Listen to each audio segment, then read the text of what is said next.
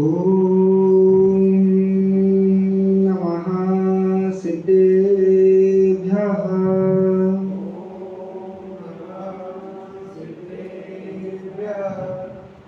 जय मङ्गलभूताडं विमलाडं नारदं सद्मयाडं तैलोसेराडं नमोऽस्या सव्यसिद्धाडं इन्द्रसदवन्द्याडं द्युवडिदु मधुरविशदवाकाडम् अन्तातीतगुडाडं नमोजिडाडं जिद्भवाडं नमो हरिहन्ताडं नमो सिद्धाडं नमो आयर्याडं नमो अज्जायाडं नमो लोये सर्वसाहूडम्। अनंतानंद परम सिद्ध भगवान की, देवादिदेव 1008 आदिनाथ भगवान की, देवादिदेव 1008 नेमिनाथ भगवान की, आचार्य भगवान कुंद कुंद स्वामी की, परम पूज्य आचार्य भगवान चर्या श्रोमणी विशुद्ध सागर जी महाराज जी की, उत्तम सत्य धर्म की।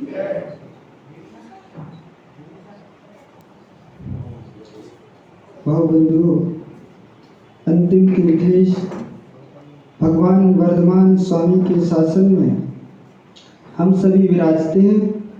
तीर्थंकर जिनेन्द्र की पीयूष देशना जिनेन्द्र वाणी मनीषियो जगत कल्याणी। यह सर्वज्ञ शासन नमोस्तु शासन जयवंत हो वीतराग श्रवण संस्कृति। भगवत अर्हत परमेश्वर तीर्थंकर जिनेश्वर देव ने सर्व प्राणियों के हित के लिए हम सभी को देशना प्रदान की। उन्होंने क्या कहा? यन मया दृश्यते रूपम तन्ना जानाति सर्वथा जानन्न दृश्यते रूपम तथा केन ब्रवीभियम। आचार्य भगवान पूज्यपाद स्वामी ने ये श्लोक ग्रंथराज समाधि तंत्र में लिखा। उसमें क्या कहा? यन मया दृश्यते रूपम, अर्थात इस संसार में इस व्यक्ति को जो भी पदार्थ दिखाई दे रहे हैं वो कुछ भी जानते नहीं है। इस संसार में व्यक्ति को इंद्रियों के माध्यम से जो भी पदार्थ दिखाई देता है वो कुछ नहीं जानता, और जो जानता है वो इस संसार में किसी को दृष्टिगोचर नहीं होता। समझ गए? जो भी आप इन इंद्रियों के माध्यम से देख रहे हो, जान रहे हो, वो किसी को नहीं जानता, देखता, और जो जानने देखने वाला है वो इस संसार में किसी को ना दिखाई देता है ना दृष्टिगोचर है। वो कौन है? वो है तुम्हारा आत्मद्रव्य। क्योंकि आत्मद्रव्य कैसा है? उसका स्वभाव वर्णातीतम कलातीतम गंधातीतम विनिर्दिशे पूर्वम द्वंद्व विनिर्मुक्तम ध्याय अर्हत सवाशिवम। अर्थात वो जो तुम्हारा आत्मद्रव्य है वे वर्णों से अतीत है, वर्णातीतम कलातीतम, गंध से अतीत है। ना उसको कोई जान सकता है ना कोई उसको देख सकता है। मात्र वो किसका विषय है? केवल ज्ञानी का विषय है। वो ही आत्मद्रव्य को देखता और जानता है। और जो हम इन आंखों से देख रहे हैं वो सब झूठा संसार है। आज हमारा 10 लक्षण पर्व का 5वां दिन उत्तम सत्य धर्म का दिन है। तो हमें आज सत्य को समझना है। जो संसार में दिखाई दे रहा है, सुनाई दे रहा, वो सब असत्य है, और जो सत्य है वो कोई जानना नहीं चाहता और देख नहीं रहा है। लेकिन जब तक हम उसको जानेंगे नहीं, देखेंगे नहीं, तब तक हमारा आत्म कल्याण नहीं हो सकता। जो नहीं दृष्टिगोचर हो रहा उसको जानने का प्रयास करना है, क्योंकि उसके स्वभाव को जाने बिना उसको प्राप्त करने का लक्ष्य नहीं बन सकता। सबसे पहले जब जड़ नहीं होगी, मूल नहीं होगा तो वृक्ष नहीं होगा, और नींव नहीं होगी तो मकान नहीं होगा। इसी प्रकार श्रावक के जीवन में जब तक अष्टमूल गुण नहीं होंगे तब बाद के व्रत कैसे होंगे? श्रावक कौन कहलाता है? श्रावक की डेफिनेशन आपसे पूछें तो श्रावक कौन होता है? श्रावक के अष्टमूल गुण क्या है? कोई बताएगा? श्रावक के अष्टमूल गुण कौन से हैं?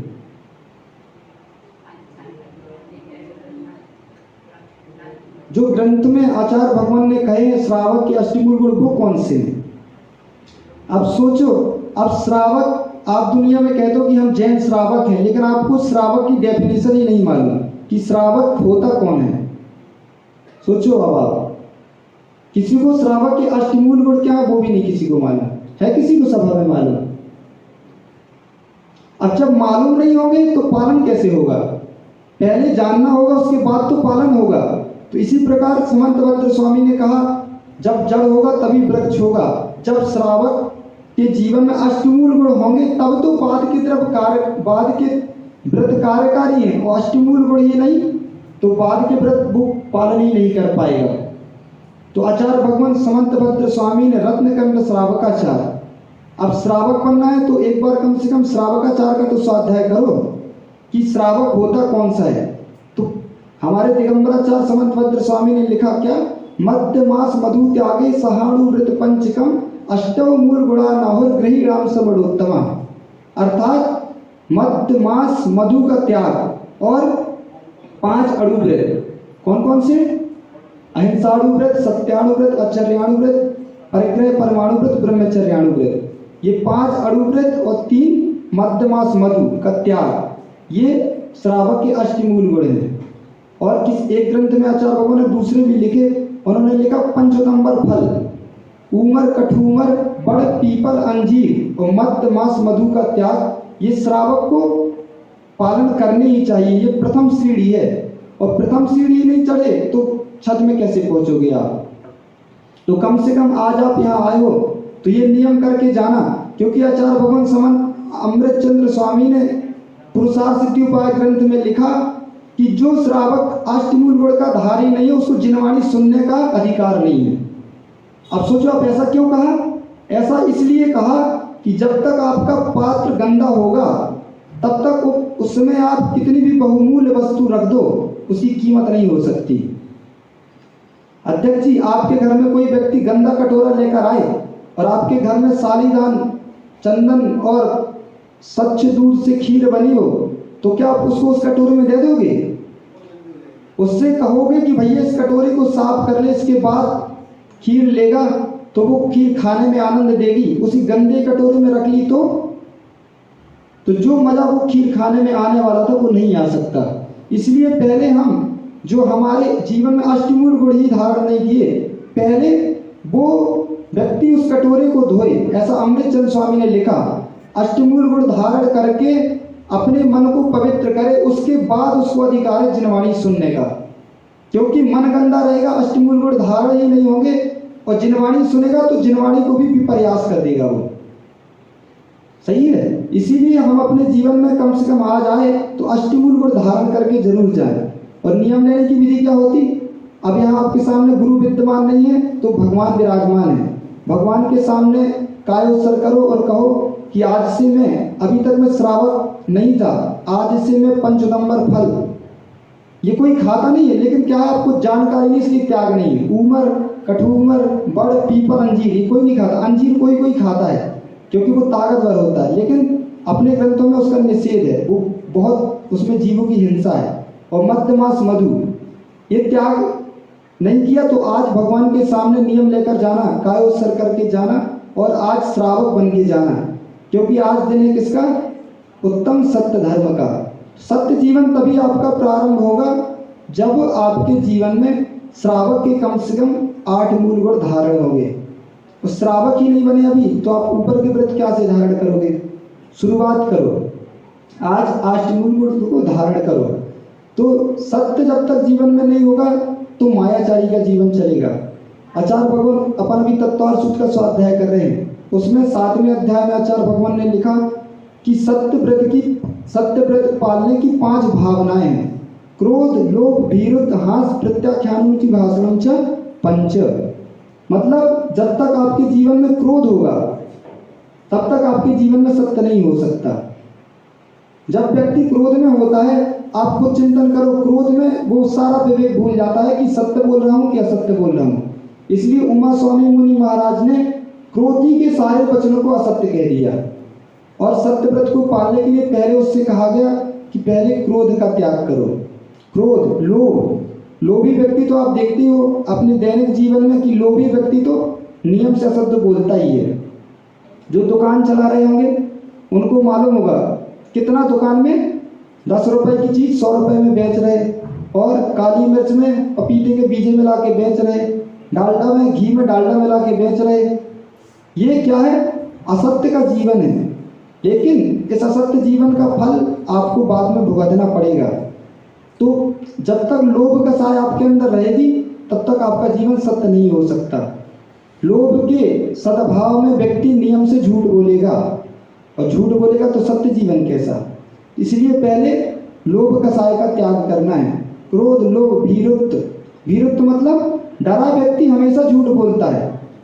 जैसे कोई बच्चा घर में गलती करके आए और पिताजी ने उससे पूछा क्या करके आए, गलत करके आया, तो क्या सत्य बोल देगा? कभी नहीं बोलेगा, वो हमेशा झूठ बोलेगा।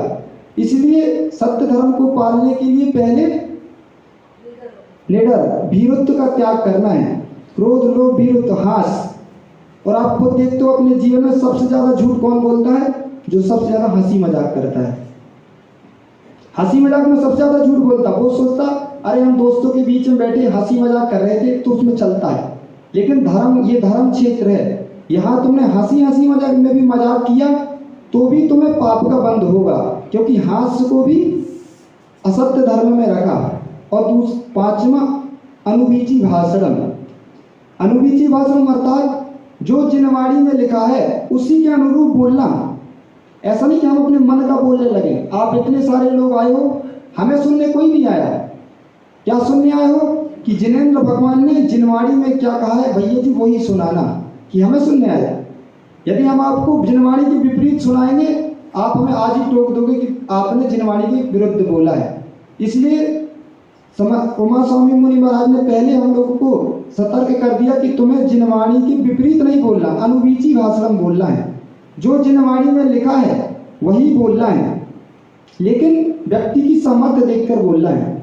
जैसे आज दादी की घर भोजन करने गए तो वो कह रही थी कि एक बार हम प्रवचन सुन रहे थे तो विशुद्ध सागर महाराज जी ने कहा था कि जैसा पात्र हो उसको वैसा भोजन कराना चाहिए। यदि आपने जैसा पात्र उसको वैसा भोजन नहीं दिया तो बेचारा कमजोर हो जाएगा। ये आप भी अपने जीवन में करते हो। एक छोटा सा बच्चा जब जन्म लेता है तो माँ का दूध पीता है, उसको सिर्फ माँ का ही दूध पिलाया जाता है। क्यों? क्योंकि वो सबसे पतला होता है, उसको उतनी ही पचाने की सामर्थ्य है। फिर जब वो 10 साल का हो जाता है तो उसको गाय का दूध पिलाया जाता है, क्योंकि अब थोड़ा ताकत चाहिए।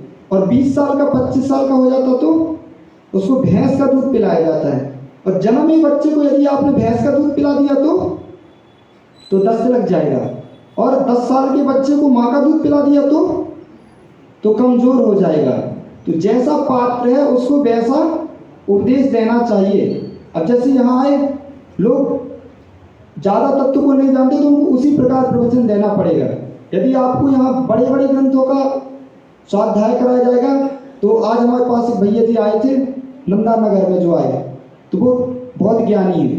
तो वो बोले हम पहले दिन वहाँ गए तो हमने सम्यक दर्शन की सिद्धांत से व्याख्या कर दी। तो बोले शाम को ही भैया प्रवचन के बाद हमारे पास लोग आ गए कि भैया जी आपका प्रवचन बहुत कुछ समझ में नहीं आया हम लोगों को कि आपने क्या बोला। तो हमें लगा कि सही है, जो व्यक्ति की जो एबिलिटी है उसको वही देना चाहिए। उससे ऊपर हो गया तो भी उसके समझ में नहीं आएगा, और नीचे हो गया तो वो सोचेगा कि अरे कुछ मजा नहीं आया। इसलिए अपनी दृष्टि देख के उसको उपदेश देना चाहिए। तो अनुबीची भाषण, आचार्य भगवान ने कहा कि जो ग्रंथों में लिखा है लोगों को वही बताओ। तो असत्य का जीवन क्योंकि हमेशा हमें नीचे की गति दिखाने वाला है, असत्य जीवन हमेशा दुखकारी है। अपने जीवन में असत्य का क्या प्रभाव पड़ता है वो अपन को समझना है। आप असत्य बोलोगे तो क्या प्रभाव पड़ेगा? यदि जीवन में आप अपनी दुकान भी चला रहे हो, घर गृहस्थी भी चला रहे हो, पूरे असत्य का सहारा लोगे ना तो आपका घर भी नहीं चल सकता और आपकी दुकान भी नहीं चल सकती।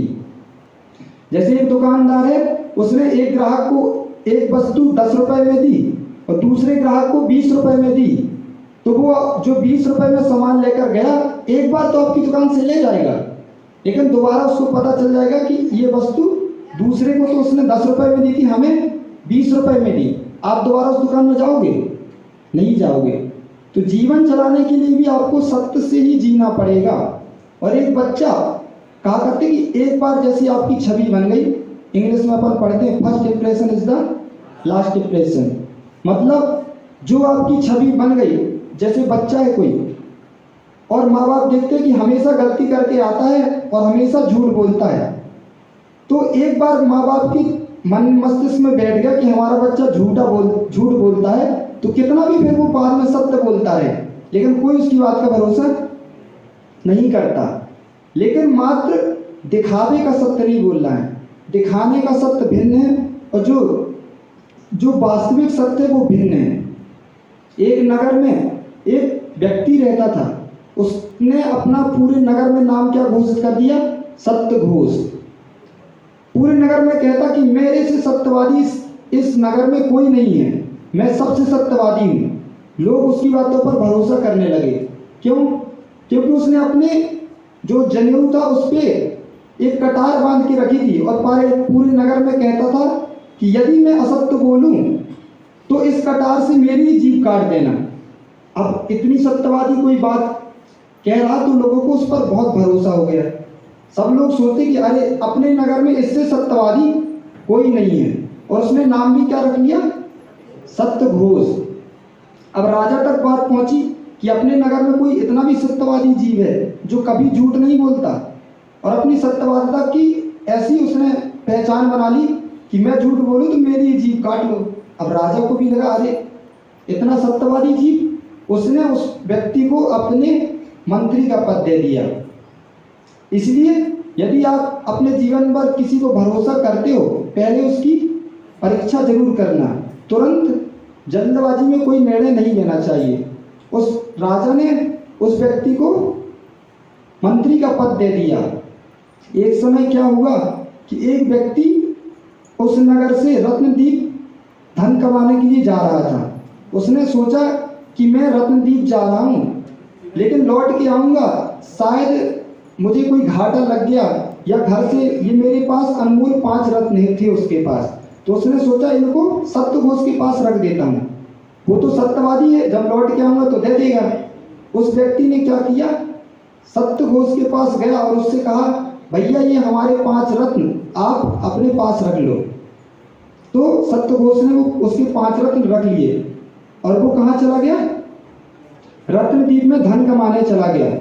उस व्यक्ति ने बहुत सारा धन वहाँ रत्नदीप में कमाया, और जब लौट के आ रहा था तो जब कहते हैं पाप कर्म का उदय आता है, तो व्यक्ति जीवन भर कमाता है लेकिन उसको भोगने नहीं मिलता। ऐसा होता है क्योंकि भोगांतराय कर्म भिन्न है और लाभांतराय कर्म भिन्न है। लाभांतराय कर्म के उदय से आपको वस्तु की प्राप्ति तो हो जाएगी, लेकिन ये जरूरी नहीं कि आप उसको भोग पाओ। आप अपने जीवन में देखना, ऐसे बहुत सारे लोग हैं जिन्होंने लोभ कसाय के बस बहुत सारी संपत्ति जोड़ के तो रख ली, लेकिन ऐसा असाध्य रोग हो गया, अब डॉक्टर ने कह दिया भैया तुम्हें सिर्फ मूंग की दाल और रोटी खाना है, बस शुगर है, शक्कर खाना नहीं, और ब्लड प्रेशर हाई है, दूसरी चीज खाना नहीं। मतलब देखो उसने इतनी मेहनत करके जीवन भर पैसा कमाया, तो वो उसका क्या था? लाभांतराय कर्म था, लेकिन भोगांतराय कर्म नहीं था, इसलिए वो भोग नहीं पाया। ऐसा होता है, इसलिए दोनों कर्म भिन्न भिन्न हैं। लाभ जो आपको प्राप्त हुआ है, भोग भी आप रहे हो, तो ये विश्वास माना आपके अभी दोनों कर्म का उदय है। यदि एक कर्म हुआ तो वस्तु तो खूब प्राप्त हो जाएगी, लेकिन उसको भोग नहीं पाओगे। ऐसे लोग हैं आपकी नजरों में होंगे कि जिसने जीवन भर इतना संपत्ति धन यश सब जोड़ के रखा, लेकिन जब भोगने का समय आया तो बेचारे को रोग हो गया या मृत्यु ही हो गई, भोग नहीं पाया। भोग कौन रहा फिर? जिसका पुण्य का उदय है, अब उसके बेटे, उसके बहू, उसके लड़के, वो भोग रहे हैं, और कमाया किसने? लेकिन उसका फल कौन भोगेगा?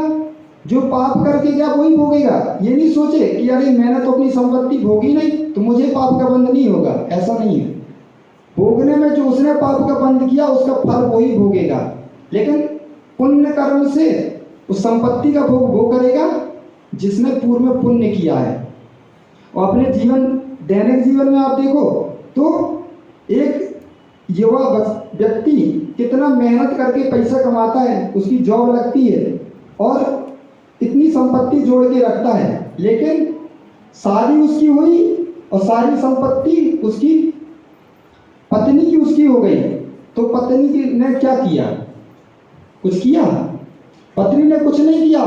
पुण्य कर्म करके आई थी, सो अमीर बच्चे की पत्नी बन गई, उसको सहज वो धन संपत्ति प्राप्त हो गई। ऐसे ही एक बालक यदि एक अमीर पिता के घर में उसने जन्म ले लिया तो वो उस जन्म में उसने क्या किया? कुछ नहीं किया। राजा के घर में किसी बालक ने जन्म लिया, वो जन्म से युवराज बन गया, उस जन्म में उसने कुछ नहीं किया। ये क्या था? पूर्व भाव का पुण्य था।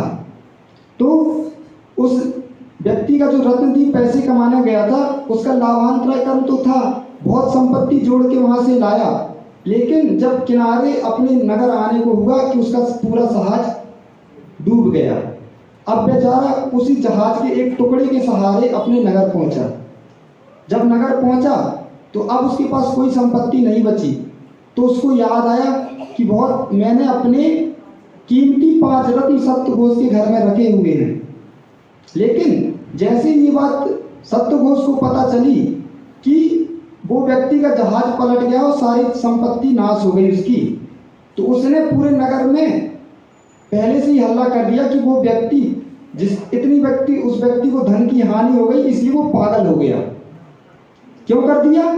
इसलिए कि उसको मालूम था कि वो व्यक्ति अब जरूर मेरे पास अपने रत्न लेने आएगा, इसलिए उसने उसको पहले से पागल घोषित कर दिया कि भैया उस व्यक्ति को तो इतने धन की हानि हो गई कि उसका दिमाग खराब हो गया।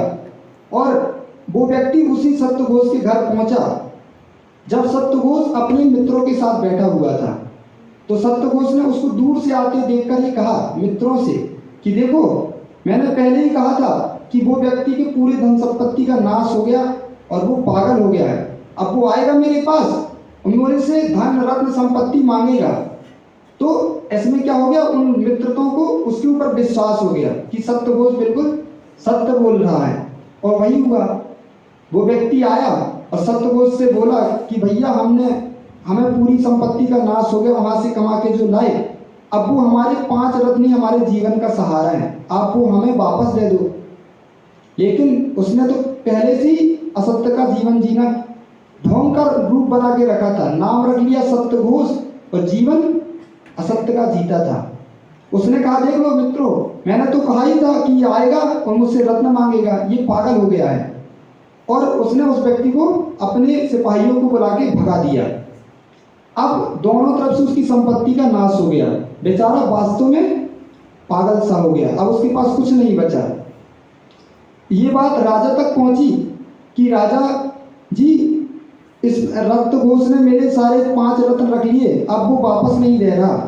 तो राजा को तो उस मंत्री पर इतना भरोसा था कि वो तो कभी झूठ बोल ही नहीं सकता।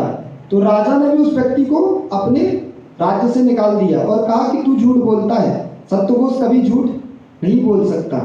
अब वो व्यक्ति वास्तव में पागल हो गया। क्या करता? राज्यसभा के सामने एक नीम का वृक्ष लगा हुआ था, वहां जाकर रात में बैठता और रात भर कहता कि सप्तघोष ने मेरे 5 रत्न रख लिए, अब वो देता नहीं। तो एक रात को रानी की नींद खुल गई। रानी ने सुना कि पूरी रात वो सप्तघोष वही चिल्लाता था, क्या कि सप्तघोष ने मेरे 5 रत्न रख लिए, अब वो देता नहीं। तो रानी ने राजा को जगाया और कहा कि देखो, कोई व्यक्ति पागल हो तो वही बात नहीं कहता, उसको उसकी हालत देख के ये नहीं लगता कि वो पागल हो गया। तो राजा ने कहा कि सही कह रही हो आप, लेकिन इस सत्य को अपन साबित कैसे करें? सप्तघोष तो पूरे नगर में सत्य के लिए प्रसिद्ध है, हम क्या करें? रानी ने कहा ठीक है, आप परेशान नहीं हो, आप मुझे इसकी जिम्मेदारी दो, मैं इसका पता लगाऊंगी। राजा ने कहा ठीक है, तुम इसका पता लगाओ। दूसरा दिन हुआ तो रानी ने बड़ी चालाकी से सत्यघोष को अपने पास बुलाया और उससे कहा कि आओ, मुझे दूध क्रीड़ा करने का बहुत शौक है, आओ अपन आज दोनों मिलकर दूध क्रीड़ा करते हैं। दोनों बैठ गए और रानी ने कहा, देखो संपत्ति मेरे पास बहुत है, कुछ कमी नहीं है, लेकिन तुम्हें तुम्हारे पास जो कुछ अभी है वो सब कुछ दांव में लगाना पड़ेगा। बेचारा घबरा रहा था, लेकिन रानी ने कहा तो उसने कहा ठीक है, दोनों खेलने बैठ गए। और रानी ने अपनी एक दासी को बुलाया और उससे कहा कि जाओ सत्यघोष के घर और सत्यघोष की पत्नी से कहना कि जो उस व्यक्ति के 5 रत्न रखे हुए हैं वो सत्यघोष ने मंगाए हैं, उसको दे दो। लेकिन वो दासी, जब वो दोनों दूध क्रीड़ा में कर रहे थे, वो दासी सत्यघोष की पत्नी के पास गई और पत्नी से कहा कि तुम्हारे पति ने वो जो उस व्यक्ति के 5 रत्न रखे हुए हैं वो मंगाए हैं। लेकिन पत्नी भी समझदार थी, उसने कहा नहीं, मुझे उन रत्नों के बारे में कुछ नहीं पता। उसने बहुत मांगने के प्रयास किए लेकिन उसने नहीं दिए, वो वापस आ गई। लेकिन इसके पहले जो रानी उसके साथ दूध क्रीड़ा कर रही थी, उसने दूध क्रीड़ा में उसकी अंगूठी और उसके जो उसके जनेऊ में वो उसकी कटार लगी हुई थी उसको भी जीत लिया और फिर भी उसको दूध क्रीड़ा में व्यस्त रखा। दोबारा जब वो दासी आई और रानी से कहा कि वो उसकी पत्नी ने मुझे रत्न नहीं दिए, तो क्या किया, अब उसको उस सत्यघोष की अंगूठी और वो जो कटार उसको दी और उसको कहा कि जाओ उसकी पत्नी को दिखाना और कहना कि तुम्हारा पति का जीवन बहुत संकट में है, और उसने ये निशानी भेजी है और कहा है कि जल्दी से वो जो 5 रत्न थे वो मुझे दे दो। अब वो दासी उसकी पत्नी के पास पहुंचती है और इस समय वो रानी उसको व्यस्त रखती है। अब रानी दासी पहुंची और उसकी पत्नी से कहा कि देखो, तुम्हारे पति ने ये सबूत भेजा है कि मैं ही मंगा रहा हूँ, ये कटार और वो अंगूठी। और अब वो उसकी पत्नी घबरा गई कि अरे मेरे पति का जीवन खतरे में है, और उसने तुरंत वो 5 रत्न लाके उसको दे दिए और दासी ने आके रानी को दे दिए और रानी ने जाके राजा को दे दिए। राजा ने कहा कि इसको भी अपन को अभी परीक्षा करना है कि ये उसी के रत्न है कि नहीं, और उस मंत्री को अभी पता नहीं चलने दिया सत्यघोष को कि वो रत्न उसको मिल गए हैं। तो राजा ने बहुत सारे रत्नों के बीच में वो 5 रत्न मिला दिए और उस व्यक्ति को बुलाया, उसका नाम था समुद्रदत्त। उसको बुलाया और उससे कहा कि तुम अपने 5 रत्न जो हैं वो उठा लो। उसने जो उसके 5 रत्न थे वो ही 5 रत्न उठा लिए। अब राजा को भरोसा हुआ कि वास्तव में ये रत्न इसी के हैं। अब मंत्री जी आए, सत्यघोष जी, अभी उसको कुछ पता नहीं। मंत्री से कहा कि मंत्री जी, यदि कोई व्यक्ति किसी की धन की संपत्ति हड़प ले तो उसको क्या सजा दी जानी चाहिए? तो उसने क्या कहा, मंत्री ने कहा, राजा, उसको एक थाली भर गोबर खिलाना चाहिए, और गोबर नहीं खाए तो उसको राज्य के जो ताकतवर जीव हैं उनसे घूंसे मरवानी चाहिए, और यदि वो भी नहीं सह पाए तो उसकी सारी संपत्ति को अर्जन कर लेना चाहिए। तो राजा ने उस मंत्री से कहा, मंत्री जी अब आप तैयार हो जाओ, ये 5 रत्न आपके घर से ही हमने प्राप्त किए हैं और पूरा विश्वास हो चुका कि ये रत्न उसी के हैं। अब मंत्री घबरा गया, तो मंत्री से पूछा, तुम कौन सी सजा चाहते हो? मंत्री ने कहा, उसने सोचा कंजूस व्यक्ति था, धन का लोभी था, उसने सोचा कि एक थाली गोबर खा लो, इसमें अपना काम चल जाएगा और सजा भी माफ हो जाएगी। उसने कहा ठीक है, एक थाली गोबर खा लूंगा।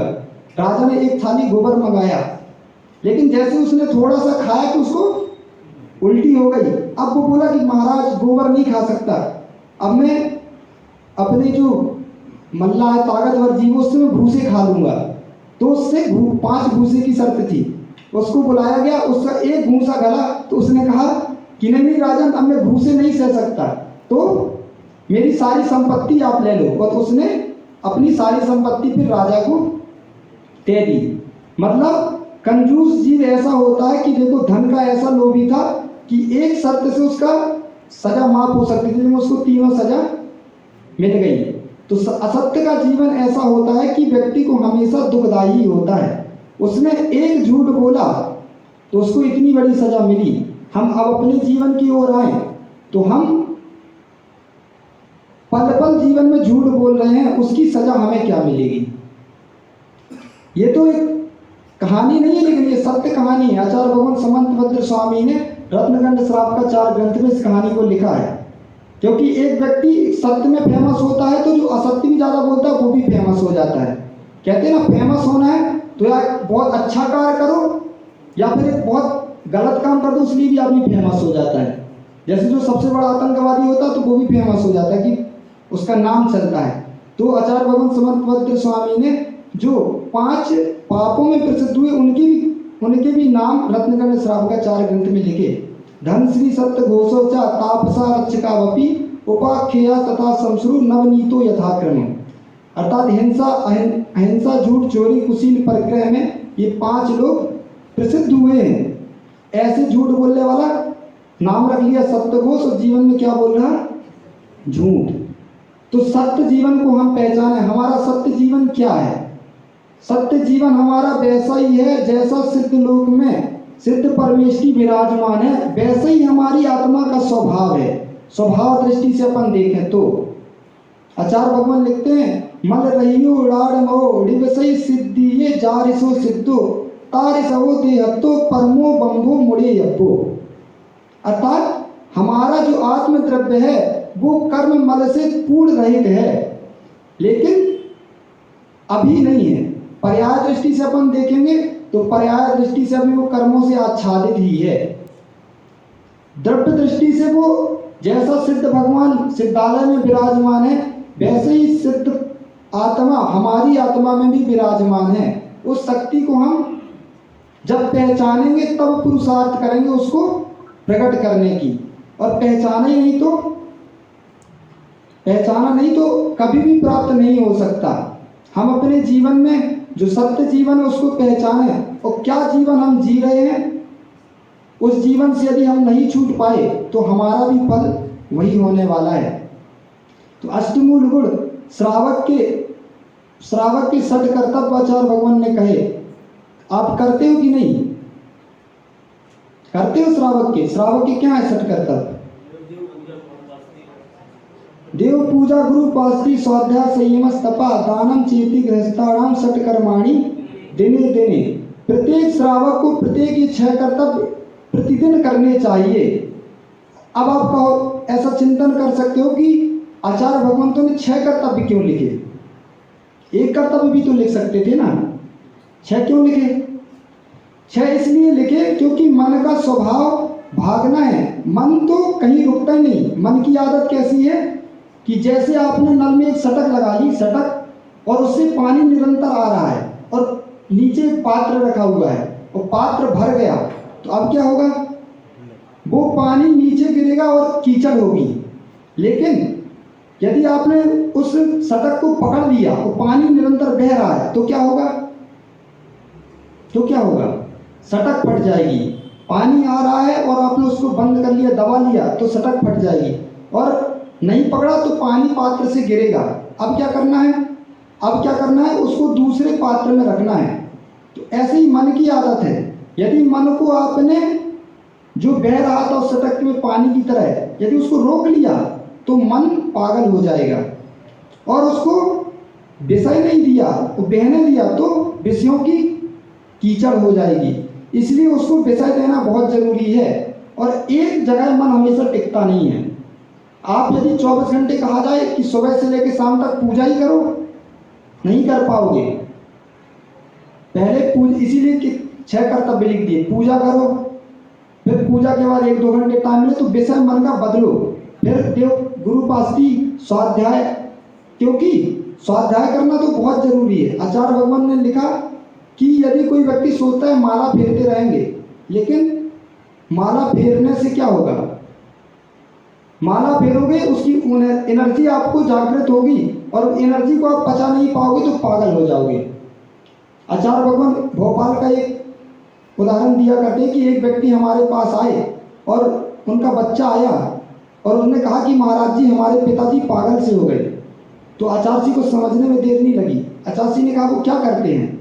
बोले अब उनकी उम्र हो गई, दिन भर माला फेरते रहते हैं बस। तो गुरुजी समझ गए। उन्होंने कहा कि इसीलिए तुम्हारे पिताजी पागल हो गए, क्योंकि वो दिन भर माला फेरते हैं। अरे जो भूत व्यंतर को सिद्ध करता है पहले उसको कंट्रोल करने का मंत्र भी सिद्ध कर लेता है। यदि आपने भूत मंत्र सिद्ध कर लेते हैं लोग, लेकिन उसको कंट्रोल करने का पावर नहीं है आपके पास, तो वो आपको ही हानि पहुंचा देंगे। इसीलिए माला फेर रहे हो आप, उससे जो एनर्जी ऊर्जा आपको जीवन में आएगी उसको पचाने की ताकत नहीं, तो वो आप पागल हो जाओगे। इसलिए आचार्य श्री ने कहा कि अब उनसे कह दो, दिन में यदि 50 माला फेरते हैं तो 5 माला फेरो और स्वाध्याय करना प्रारंभ करो। इसलिए आचार्य भगवान ने हमारे जीवन में सठ कर्तव्य कह दिए कि मन में विषय बदलता रहेगा तो एकाग्रता नहीं, मतलब जो मन में विषय वासना की ओर दृष्टि जाएगी उससे आपकी दृष्टि बचकर निरंतर धर्म में ही लगी रहेगी। जैसे अपन विद्यार्थी भी जीवन में पढ़ता है तो दिन भर मैथ नहीं पढ़ता, दिन में सब पीरियड आते हैं। 1 घंटे इंग्लिश पढ़ता है, उसके बाद 1 घंटे हिंदी पढ़ता है, उसके बाद मैथ्स पढ़ता है, केमिस्ट्री। यदि बदला नहीं जाएगा तो स्टूडेंट का भी दिमाग भारी हो जाएगा। इसलिए जीवन में परिवर्तन बहुत जरूरी है। परिवर्तित नहीं होगा तो व्यक्ति को उसका बहुत बड़ा प्रभाव पड़ जाएगा। जैसे एक व्यक्ति का एक बच्चा हुआ, 2 साल में उसको आपको खेलना कूदना, उसकी जो मासूमियत वो बहुत अच्छी लगती है, लेकिन अब वो 10 साल का हो जाए और वैसे ही शरारत करे जैसे 2 साल 5 साल में करता था, तो कैसा लगेगा आपको? फिर लगेगा कि अरे इसकी मानसिक स्थिति कमजोर हो गई। फिर आप कहोगे कि नहीं, परिवर्तन करना, जो तुम 5 साल में थे अब अपने जीवन को उससे परिवर्तित करो और 10 साल में जो होना चाहिए वैसे अपने जीवन को ढालो। 20 साल के हो गए तो परिवर्तित जीवन में बहुत जरूरी है। परिवर्तन नहीं होगा तो भी व्यक्ति को प्रभाव पड़ता है उसका, इसलिए परिवर्तन बहुत जरूरी है। तो मायाचारी का जीवन नहीं जीना, अपन को कैसा जीना? सत्य का जीवन जीना है। सत्य का जीवन कैसा होगा? यदि आपसे पूछा जाए कि अभी ये दीवार कैसी है तो आप क्या कहोगे? आप कहोगे कि सफेद है भैया जी, लेकिन दीवार सफेद है क्या? दीवार सफेद नहीं है, दीवार में जो चूना पुता हुआ है वो सफेद है। दीवार तो वास्तविक कैसी है? काले कलर की सीमेंट से पुती हुई दीवार है, वो काली है, लेकिन उसके ऊपर मुखौटा ये चूने का लगा हुआ है। इसी प्रकार हमारे जीवन में वास्तविक हमारा जीवन क्या है? जो दुनिया में दिखाई दे रहा वो हमारा वास्तविक जीवन नहीं है। यदि वो आपका वास्तविक जीवन नहीं है तो आपका जीवन असत्य का जीवन है। इसलिए सत्य का जीवन जीना प्रारंभ करो, क्योंकि असत्य के जीवन की उम्र बहुत कम होती है, सत्य बहुत लंबा चलता है और असत्य जीवन हमेशा जीवन व्यक्ति के लिए दुखदायी होता है। बाबा भारती का नाम आपने सुना होगा। आचार्य भगवान कहा करते हैं कि जितना पापियों ने धर्म को बदनाम नहीं किया, अधर्मात्माओं ने धर्म को बदनाम नहीं किया, उससे ज़्यादा धर्म को किसने बदनाम किया? धार्मिक लोगों ने।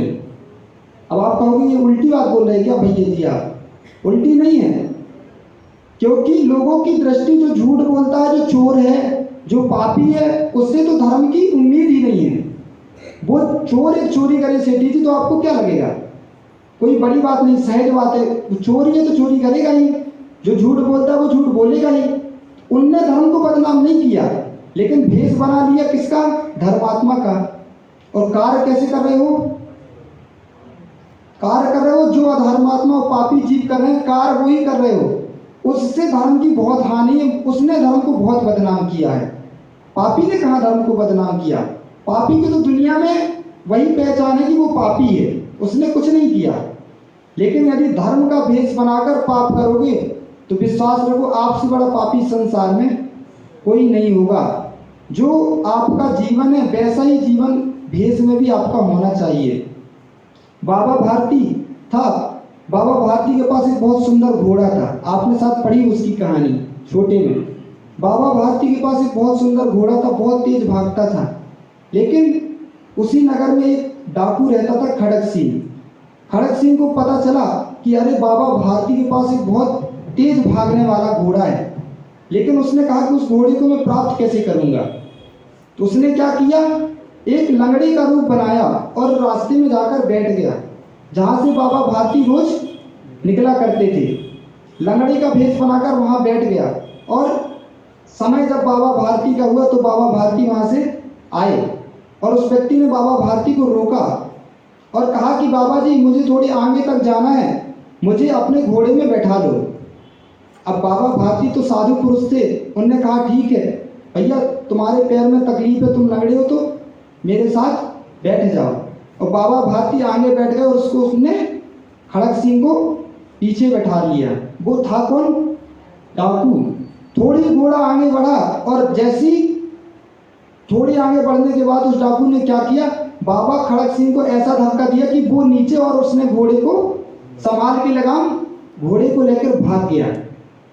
जब बहुत दूर निकल गया तो उसको लगा अब तो बाबा भारती यहाँ तक नहीं आ सकते, मैं थोड़ा थक गया, थोड़ा आराम कर लूँ। और उसने घोड़े को पेड़ से बांध दिया और क्या करने लगा, आराम करने लगा। बाबा भारती को बहुत दुख हुआ, लेकिन वो निरंतर धीरे धीरे प्रयास करते वही गंतव्य स्थान तक पहुंच गए जहां खड़क सिंह सो रहा था। लेकिन आचार्य भगवान कहा करते, साधु पुरुष का कैसा स्वभाव होता है, चोर यदि आपकी वस्तु कोई चोर चुरा कर भी ले गया और आपने देख भी ली कि ये वस्तु हमारी रखी है और आपने वो वस्तु उसको बिना बताए लेकर आ गए, तो आप में और उसमें कोई अंतर नहीं। यदि आप साधु पुरुष थे, आप सत्यवादी थे, तो आप उसको बता के आते कि ये वस्तु मेरी है, और जब वो वस्तु आपको देता तब लेके आते, तो आप सत्यवादी थे। नहीं तो जैसे वो आपकी वस्तु ले गया था, आप भी उससे वो वस्तु लेकर आ गए, तो दोनों में अंतर क्या हुआ? तो बाबा भारती ने उसको, खड़क सिंह को जगाया और उससे कहा कि भैया तुमने मेरे साथ धोखा किया, तुम मेरा घोड़ा लेकर भाग आए।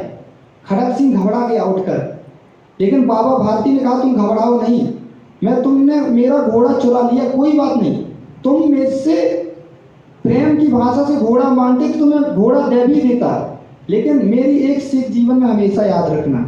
वो क्या? उनने कहा कि तुमने जो लंगड़े का भेष बनाकर मुझसे घोड़ा चुराया है, इसका संसार में बहुत बड़ा गलत प्रभाव पड़ने वाला है। उसने कहा क्या होगा? खड़क सिंह ने, बाबा भारती ने कहा कि आज व्यक्ति लोगों पे, जो लंगड़े लूले और दरिद्री लोग हैं, उन पर भरोसा करना बंद कर देंगे। क्यों? क्योंकि उनको जब ये कथा पता चलेगी, कहानी पता चलेगी कि बाबा भारती के साथ ऐसा हुआ, तो वो तुम्हारे ऊपर, अब लोगों पर कैसे भरोसा करेंगे? सोचेंगे कि वो जैसे बाबा भारती ने उसको धोखा दिया था, वैसे ही तुम हमें धोखा दे रहे हो। तुम्हें घोड़ा चाहिए रख लो, लेकिन आइंदा ये नियम ले लो कि चोरी करेंगे तो चोर का भेष बनाकर ही करेंगे, साधु का भेष बनाकर कभी चोरी नहीं करना। और जो आपके जीवन की सत्यता है वो बना के रखना, असत्य का भेष बनाकर असत्य का भेष बनाकर असत्य जीवन नहीं जीना, क्योंकि इससे आपकी भी हानि है और संसार में भी उसका गलत प्रभाव पड़ता है। इसलिए जैसा आपका भेष है वैसे आपके भाव नियम से होने चाहिए। भेष की तो ऐसी दृष्टि है कि अपन संसार में देखते हैं कि लोग राम राम का चोला पहने हुए हैं और जीवन आपसे भी गंदा जी रहे हैं। तो भेष से क्या होगा? भेष कल्याण का साधन नहीं है, भेष साधन नहीं, भाव कल्याण का साधन है। जब तक भाव परिणाम सत्य नहीं होंगे तब तक आपका कल्याण नहीं होगा। इसलिए जो आपके भाव हैं वो आपका भेष होना चाहिए, और जो भेष है उसके अनुसार आपके भाव भी होने चाहिए, नहीं तो ये असत्य का जीवन हो जाएगा। हम अपने जीवन में सत्य को अपनाएं और सत्य जीवन ही जीने का पुरुषार्थ करें। सत्य जीवन कैसा होगा? जो श्रावक के गुण है, कम से कम जो हमारा लेवल है, हम अभी श्रावक बने बैठे हैं, तो श्रावक के मूल गुण का तो पालन आपको करना ही चाहिए। यदि वो आपके जीवन में नहीं है तो आप बाद के व्रतों को पालन नहीं कर पाओगे। प्रथम सीढ़ी पर चढ़ने का पुरुषार्थ करो और लोभ कसाय को त्याग करो। लोभ कसाय का जब तक त्याग नहीं होगा, जब तक आपके जीवन में सत्य जीवन नहीं हो पाएगा। लोभी तो ऐसा होता है कि पाई पाई जोड़ता है और उसका धन उसी को हानि पहुंचाकर चला जाता है। एक नगर में एक शमशू नाम का व्यक्ति रहता था। इतना कंजूस था कि वो क्या करता था, उसको धन का बहुत राग था, तो वो धन कमा नहीं पा रहा था, लेकिन वो क्या करता था, न घर घर जाता था और लोगों से छाछ पीने के लिए मांगता था। छाछ पीने लोग उसको दे देते, छाछ पीता, उसकी मूंछ में मक्खन छप जाता। उस मक्खन को जोड़ जोड़ के उसने क्या किया, एक मटकी भर मक्खन जोड़ दिया। एक मटकी भर मक्खन जोड़ दिया तो उसको लगा कि अरे अब मक्खन जोड़ के इस मक्खन से घी बनाऊंगा, इसको बेचूंगा, बेच के धन आएगा, फिर गाय खरीदूंगा, फिर दूध लगाऊंगा, फिर मक्खन। ऐसे उसने बहुत सारे सपने सजा लिए और क्या किया, चीखे में उस घड़े को टांग दिया और चारपाई में सो गया। रात को सपना देखता है, कल्पना करता है, वही सोचता है कि अब इस मक्खन का घी बनाऊंगा, फिर उससे पैसे जोड़ूंगा, फिर मैं अमीर हो जाऊंगा, फिर मैं शादी करूंगा, मेरी पत्नी आएगी तो उससे पैर दबाऊंगा, तो जब पैर नहीं दबाएगी तो क्या करूंगा, उसको ऐसी लात मारूंगा कि, और वो लात मारने की क्रिया कर देता है, जो ऊपर उसके मटकी टंगी हुई थी वही फूट के गिरती है और आग लग जाती है और वो मर जल के राख हो जाता है। अर्थात लोभ कसाय कि इतनी लोभ कसाय तीव्रति की इतना इतना पाई पाई जोड़ा और उससे उसी का ही विनाश हो गया। सोचो आप, यही हमारे जीवन की दशा है। लोभ कसाय के पास व्यक्ति थोड़े थोड़े धन का संग्रह कर रहा है, लेकिन उस धन से क्या सुख की प्राप्ति हो रही है?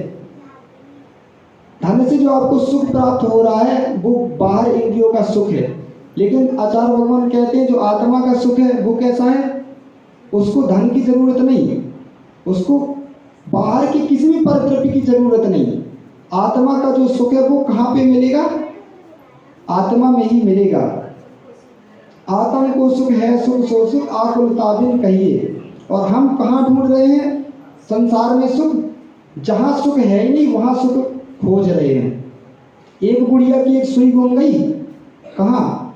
राजा के घर से लौट रही थी, उसकी एक सुई गुम गई और थोड़ी आगे चली तो उसने देखा कि मेरी सुई तो मिली नहीं, कहीं देखने में मिली नहीं। अब वो ढूंढने लगी, ढूंढती कहाँ है? जहाँ खड़ी हुई थी। इतने में एक व्यक्ति आया, उसने पूछा दादी क्या कर रही हो? उसने कहा कि भैया मेरी सुई गुम गई है, पता नहीं कहाँ गुम गई। मतलब उसको पता नहीं था। उस व्यक्ति ने कहा गुमी कहाँ? उसने कहा राजा के घर से आ रही थी, जहाँ लाइट थी, जहाँ लाइट नहीं थी वहाँ गुम गई। वो खोज कहाँ रही थी? आगे चल के लाइट जल रही थी वहाँ खोज रही थी। तो उस व्यक्ति ने कहा कि अरे तुम्हारी सुई खोई कहाँ पर है? पीछे। खोज तुम कहाँ रही हो? जहाँ लाइट है। लाइट में थोड़ी ना सुई है, जहाँ खोई है वहाँ मिलेगी, लाइट में खोजने से नहीं मिलेगी। ऐसी ही हमारी आत्मा का सुख कहाँ है? जो अनंत सुख है वो हमारे आत्मा में ही विद्यमान है, और हम खोज कहाँ कर रहे हैं उसकी? विषयों में, इंद्रिय विषयों में, पंच इंद्रियों के विषयों में। लेकिन पंच इंद्रियों के विषयों का समन कभी नहीं होता। एक इंद्री इच्छा जागृत करती है तो उससे दूसरी इंद्री की इच्छा जागृत हो जाती है। आपके सामने एक गिलास, आप किसी के घर गए, उसने एक गिलास पानी आपको पीने के लिए दिया, तो आप क्या, आपकी स्पर्शन इंद्री क्या कहेगी?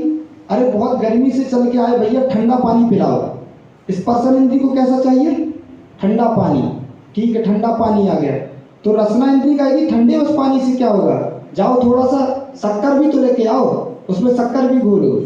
ठीक है, शक्कर आ गई, वो व्यक्ति एक कटोरी में शक्कर लेके आ गया, शक्कर घोल गई, दो इंद्री का काम हो गया। अब घ्राण इंद्री कहती है अरे स्पर्शन रसना का तो काम होगा, मेरा क्या होगा? उसने कहा कि जाओ थोड़ा सा शरबत लेकर भी आओ, जिससे थोड़ा मस्त सुगंध भी आनी चाहिए। ठीक है, वो व्यक्ति गया, नींबू का रस ले आया, उसने बढ़िया घोल दिया, नींबू का रस हो गया। अब घ्राण इंद्री कहती है, एक इंद्री के बाद एक इंद्री की इच्छा जागृत होती जाती है। घ्राण इंद्री कहती है अरे तुमने साधारण ऐसे ला के रख दिया, जाओ थोड़ा बढ़िया ट्रे में लाओ और सोने का गिलास होना चाहिए, देखने में सुंदर लगना चाहिए, और सज धज के बढ़िया लेके आओ तो पीने में मजा आए। तो घ्राण इंद्री उसकी उसमें इच्छा की पूर्ति हो गई। अभी भी एक इंद्री बाकी है। अब कर्ण इंद्री क्या कहती है? ऐसे पीने में मजा नहीं आएगा, थोड़ा म्यूजिक भी चालू करो, म्यूजिक भी बजे, फिर पीने का 10 गुना आनंद हो जाएगा। तो ऐसे व्यक्ति एक इंद्री की इच्छा की पूर्ति करने में लगा हुआ है, लेकिन उससे सुख की प्राप्ति नहीं हो सकती। वो तो इंद्रियों का ही सुख है। आत्मा का सुख और इंद्री का सुख भिन्न है। जो भैया ने कल भजन गाया था, बहुत अच्छा गाया था कि यदि हम तत्व को सही समझ लें तो हमारा भेद विज्ञान जागृत हो जाएगा। भेद विज्ञान क्या है? बस इतना ही है कि आत्मा का जो स्वभाव है वो परभावों से भिन्न है। हमारे आचार्य भगवान कहा करते आत्मा स्वभावम परभाव भिन्नम। आत्मा का जो स्वभाव है और परभावों से पन्न भिन्न है। आत्मा का स्वभाव स्पर्श रस गंध वर्ण से रहित है और जो संसार में दिखाई दे रहा है वो स्पर्श रस गंध वर्ण से सब सहित है। बस इतना ही भेद विज्ञान जागृत करना है तो हमारा जीवन सत्य का जीवन बन जाएगा और असत्य का त्याग हो जाएगा और वही हमारे जीवन में उत्थान का कारण बनेगा।